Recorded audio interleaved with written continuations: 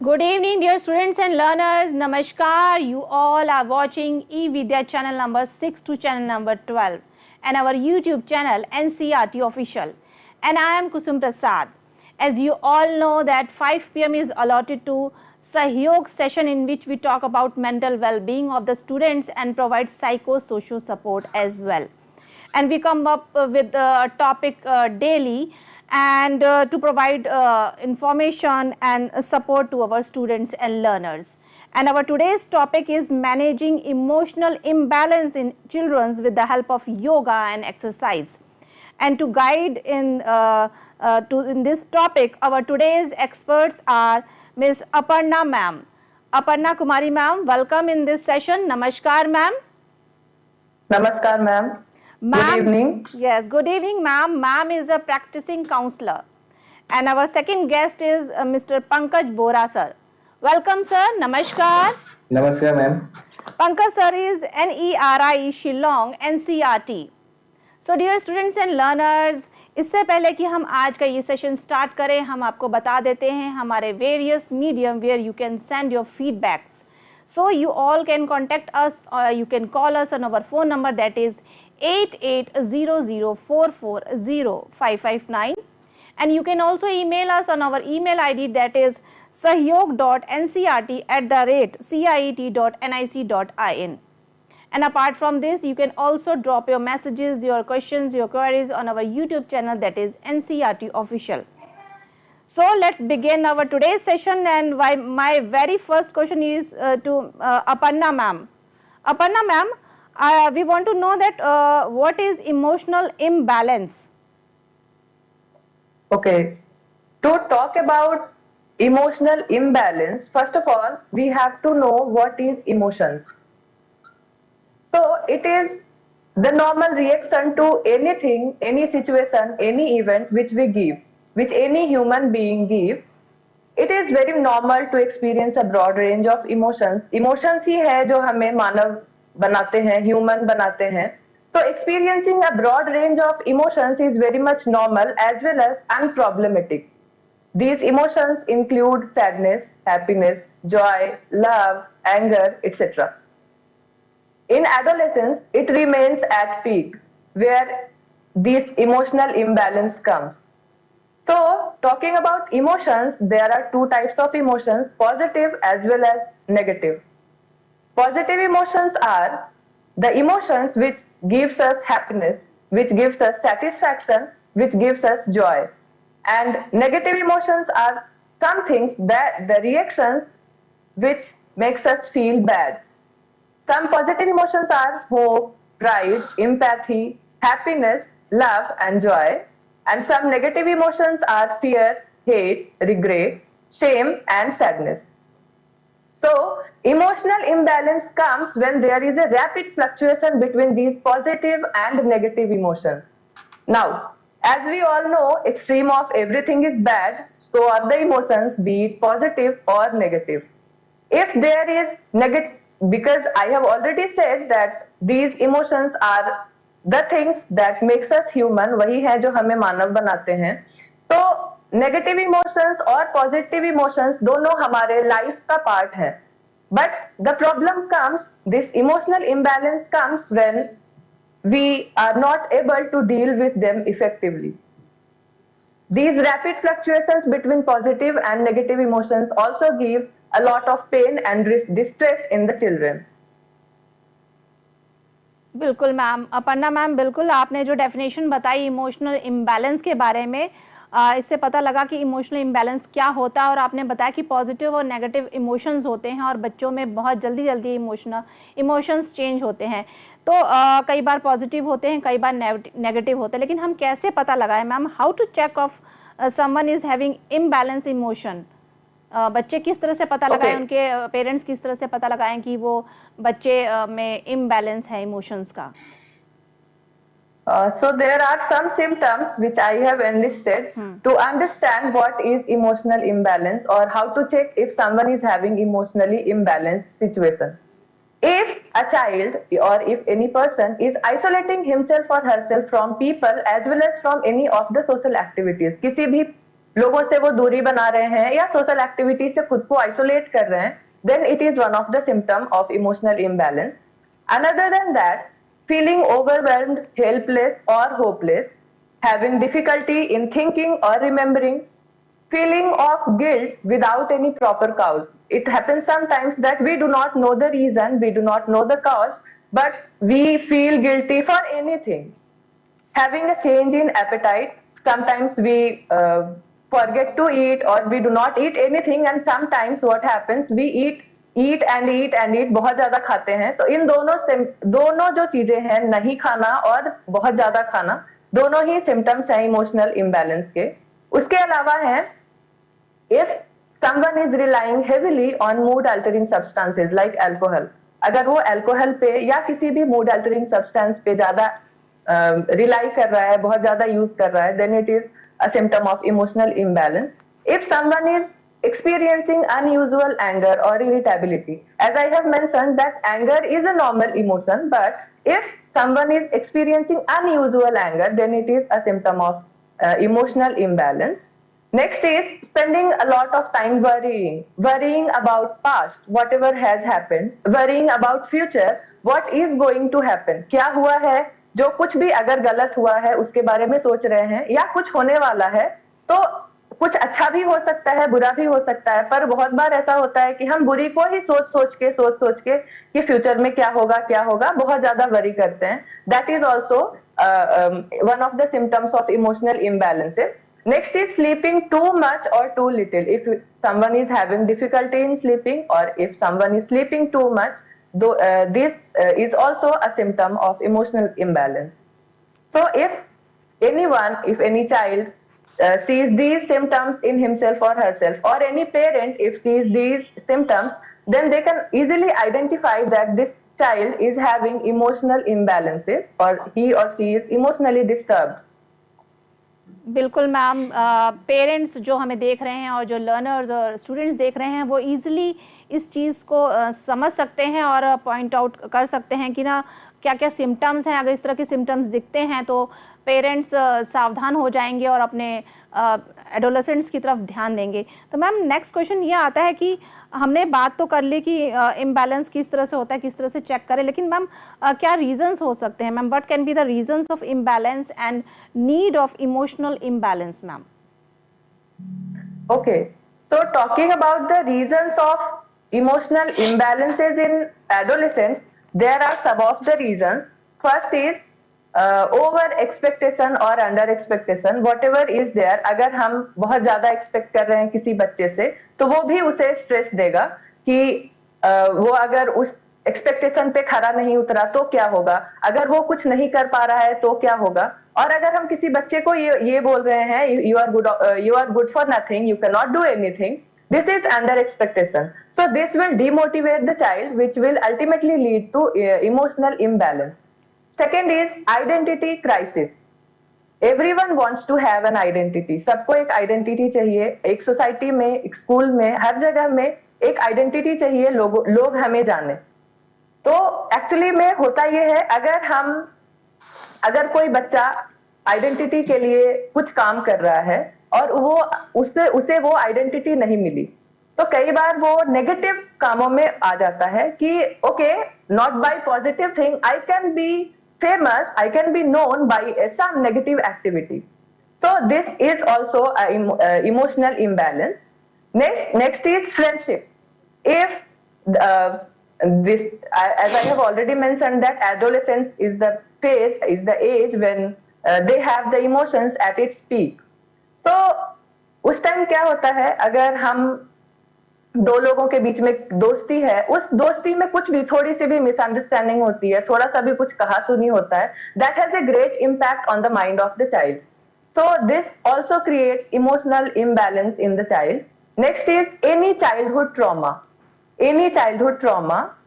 जो भी कभी अगर बचपन में कुछ भी हुआ हो जिसका असर उस बच्चे के दिमाग पे है, उसके माइंड में अभी तक है, then it is one of the reasons of emotional imbalance. Next is peer pressure. क्योंकि हम इस टाइम में जो एडोलेसेंट्स हैं, 6 to 12 के स्टूडेंट्स हैं, वो क्लासरूम में अपने पीयर्स के साथ होते हैं, अपने एज ग्रुप के साथ होते हैं। तो उस पीयर प्रेशर में कोई इंसान अगर बहुत अच्छा कर रहा है तो हम भी उसके तरह बनना चाहते हैं, उसके तरह ही करना चाहते हैं। अगर हम नहीं कर पाते, हम उस लेवल को अचीव नहीं कर पाते, then sometimes we feel emotionally disturb. Now coming to the needs of emotional balancing of the emotions, first of all, it is needed because it has some consequences, negative consequences. If you are not dealing with the emotions properly, it has some consequences that might include legal, means आप ऐसा कुछ कर सकते हैं जो कि law के against है। आप नोइंगली अननोइंगली कुछ ऐसा कर सकते हैं, कुछ ऐसा बिहेवियर चूज कर सकते हैं इमोशनली डिस्टर्ब होके, जो कि लॉ के अगेंस्ट हो। सेकेंडली, कुछ भी ऐसा बिहेवियर जो आपके इमोशंस से जुड़ा है, वो आपके मेंटल स्टेट को भी डिस्टर्ब करता है। थर्डली, आपका एक्शन, आपका जो भी आप डिसीजन ले रहे हैं, आप जो भी काम कर रहे हैं, that has effect on your family, on your the other individuals and on your community. So if you are doing anything emotionally in emotional imbalanced situation, you can harm the society, you can do anything that is not very much acceptable for the community and the family. Next is ethical. You can violate the behavior, you can violate the ethics by your behavior. कुछ भी आप अपने behavior से religious ethics को, अपने values को, moral values को disturb कर सकते हैं, violate कर सकते हैं. That is the emotional result of emotional imbalance. Next is physical. What happens sometimes when someone is not having balanced emotions, they tend to do self-harm.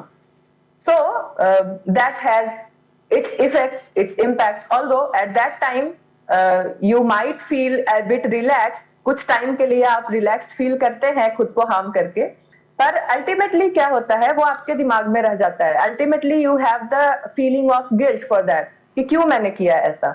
Apart from that there are so many physical things that are the consequences of emotional imbalance such as headache and pigmentation of the skin. If you are stressed for a long time, your skin will get pigmented. Next is financial. This consequence of emotional imbalance, that is financial. Some behaviors may cost you money, may cost you something that you cannot afford. So these consequences are something that establishes that there is a need for balancing our emotions in a proper way. Yes, ma'am. My next question is, ma'am, how to deal with our emotions positively, ma'am? Okay, so to deal with the emotions positively, first of all, what you can do is, first of all, identify your emotions, what you are feeling right now. क्या आप महसूस कर रहे हैं, उसे name दीजिए और accept करिए that I am feeling this, I am feeling sad, I am feeling happy, or I am feeling angry. Then find out the reasons for that, what caused you that emotion. Then you can identify the ways of dealing with that. Whenever you are acting impulsively, you might harm yourself only. कभी भी impulsively act नहीं करना चाहिए. So take a pause and think about any negative consequence that it might lead to. जो भी आप सोच रहे हो कि इस टाइम हम ये कर लेते हैं, उस टाइम आपको ये सोचना चाहिए इसका कोई नेगेटिव consequence तो नहीं है। अगर कोई नेगेटिव consequence है, then avoid doing that. Next is think of any other situation, think of the other perspective of that situation. उसी situation को आप किस दूसरे perspective से देख सकते हैं, that will be probably healthy. So and the fifth one is try to find out a way that is more healthy, that is not self-destructive, that is not toxic. So try to find healthy ways to cope with your emotions. Some of the healthy ways to deal with your emotions are, you can write journals, you can paint, you can watch a movie, you can do mindful coloring, you can do exercise and yoga, you can talk to a friend, you can talk it out. Do not pile up your emotions in your mind. कभी भी उसको जमा करके नहीं रखते रहना है. Talk to someone whom you believe that he might give you solution, proper solution. He might understand your situation and वो आपको मदद करेंगे, वो आपको पॉजिटिवली डील करने में हेल्प करेंगे. So you can do these things. You can count from 1 to 5. If you are angry, count backwards from 100. You can jump high. So there are some ways where you can engage your mind when you are feeling emotionally disturbed. Yes, ma'am. Thank you, ma'am. We move to Mr. Pankaj Bohra, sir. Sir, what is social and emotional learning, sir? And what are the skills that can be learned by the children through physical activity? Pankaj, sir. Okay, yes, ma'am. Social and emotional learning is the process of developing self-awareness, self-control, and interpersonal skills that are vital for school, work, and life success. So, as you can see in the slide, social and emotional learning enhance students' capacity to integrate their skills, their attitudes, and behaviors to deal effectively and ethically with daily tasks and challenges. So a physically active environment is the ideal place to enhance these skills, whether achieving a personal best in the mile run or competing with a successful team or dropping a catch during a key play. So these are the situations where social emotional learning comes into play. So as you can see in this slide, there are 5 core competencies that can be taught in many ways with the help of sports and physical education. The first one is self-awareness. Second one is self-management. Self-management, and social awareness, relationship skills, and lastly, responsible decision making. So, physical education or physically active environment allows perfect teachable moments in all 5. Now, one by one, I will explain you these 5 skills. The first one is self-awareness.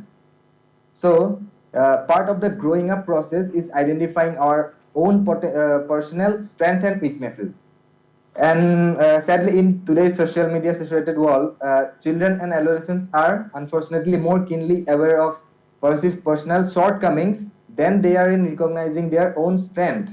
So, giving a child the opportunity to try out a variety of sports free from pressure allows them to not only discover how their own physical makeup impacts what they might enjoy and be good at it, but also how their personality traits impacts they navigate the world. The second point is self management. So आज अभी आप किसी भी एक adolescent या एक teenage student को पूछिए how they are feeling, so the most possible answer you will get is they are stressed.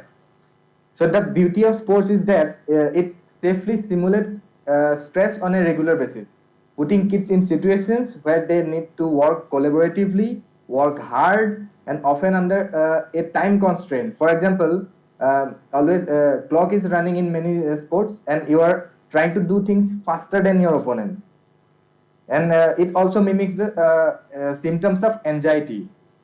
So when we get anxious, our heart races, we get short of breath, and we sweat. That happens a lot in sports as well. If we can teach kids to self-regulate when exercise-induced play brings on the symptoms, they can better handle the symptoms when life inevitable anxiety and stress bring them on. So next one is social awareness. So one of the most basic needs is the one to belong. So being part of a sports team fulfills that needs and immediately puts children into a safe place to navigate the challenges of being part of a social group that happens when everyone on a team is working towards the same common goal. So it often forces children to work with other who don't think like them or जो उनकी तरह दिखते नहीं है, look like they don't look like them, but because of shared experience develop bonds that are hard to reproduce in other youth settings. And the next one is relationship skills. So it's one thing to be aware of other, that to be conscious where and how to fit into the social construct. It's another thing to effectively interact and build trust and friendship with others. That's why it moves children from one self-centered construct to one of helping others reach their goals and as well. And the last point is responsible decision making. So I am a huge believer of that कि हम लोग most of the things failure से सीखते हैं. I will argue here again that under the right coach and right condition, being on a team and involved in sports allows children the benefit of making good choices and also learning the potential detriment of making poor choices. Thank you, ma'am. Okay, sir. Sir, how can yoga helps to develop self-regulation in children, sir? Okay. Before talking about how yoga can help children to develop self-regulation in students, I want to tell you what is self-regulation. Self-regulation is the development of children's ability to monitor and control their behavior, their energy, their emotions, and thoughts in a manner acceptable to their parents, their caretakers, and themselves in any particular situation. So here we will give focus mainly on emotional regulation. So it involves resisting the impulse to react a stimulus in a highly emotional manner. In layman's term, we can say it means children can calm down in upsetting situations such as not getting a toy they want, meeting new people, or changing a routine. So now, why is self-regulation important? So children react to situations differently. Some kids respond on impulse with intense emotions, while other kids build up emotions and exhibit outbursts after a while. The key is to teach children to handle their intense emotions and express them in less disruptive ways. So self-regulation doesn't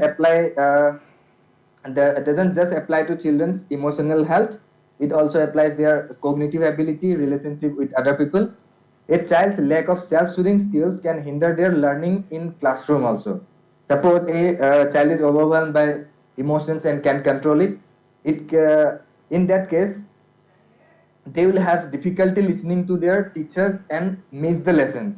If they can give way to other children in line or when playing games for the same reason, it will affect their relationships.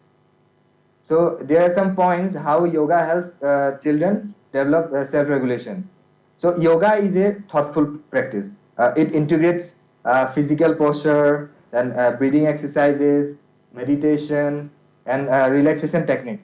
Yoga helps children develop self-regulation skills in various ways so that they can connect with other people and engage in the classroom. So the first point is through improving cognition and metacognition. So many children tend to act on impulse. They don't think things through before reacting, especially when they are overwhelmed with emotions. With yoga, the child can learn to focus on one feeling at a time. Doing this can help them identify their emotions, and it makes it easier for them to process thoughts and emotions. Furthermore, it helps in metacognition. Metacognition means the ability to think about your thoughts. Learning metacognition can help children in identifying whether their thoughts are helpful or not in a particular situation. The next one is through improving compassion to self and others. Yoga is a contemplative practice. When children practice it, they cultivate the skill to be aware of their thoughts and emotions. So this awareness makes them think about how they deal with others and themselves, and in return makes them more compassionate and empathetic. So the last point is through improving focus and concentration. So exercising self-regulation skills involves exercising focus and concentration. For children to manage themselves, they need to focus on the goal or a particular task. Many studies show that the practicing yoga improves focus and concentration significantly. Thus, if children practice yoga regularly, they will improve their attention span and participate and engage appropriately in schools, at home, on any other society as a whole. Okay, thank you, ma'am. Thank you, Pankaj sir, and thank you, Aparna ma'am, for providing information and guiding us, sir. Thank you, ma'am. Thank you, Aparna ma'am, and thank you, Pankaj sir. Thank you, ma'am. And thank you, dear learners and students, for watching this program. And it's time to wind up this session. So take care and bye-bye. Namaskar.